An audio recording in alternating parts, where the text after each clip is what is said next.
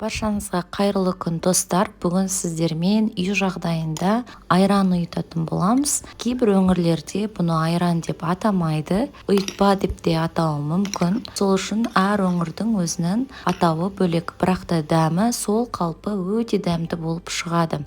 Бізге ең алдымен балғын сүт керек, яғни қолдың сүті керек. Оны осылай жақсылап пісіріп аламыз. Пісіріп алғаннан кейін суытып қоямыз. Біраз суытып қойғаннан кейін бармағыңыздың ұшын салған кезде жылы болып тұратындай дәреже болу керек. Егер сүтіңіз ыстық болатын болса, онда іріп кетеді. Сол үшін де бұған өте қатты мұқият етіңіздер.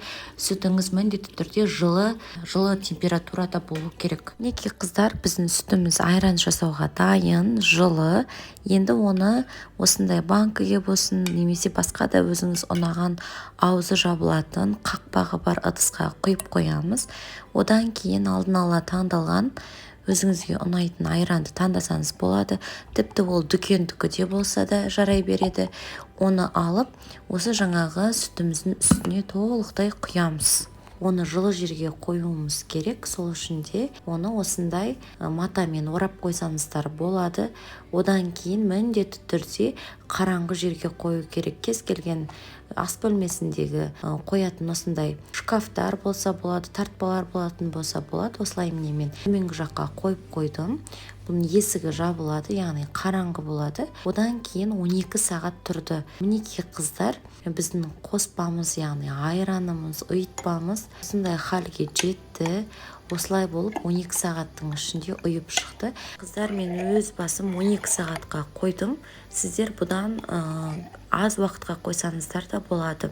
Өз еріктеріңіз жаңағы айранның ұюына да байланысты.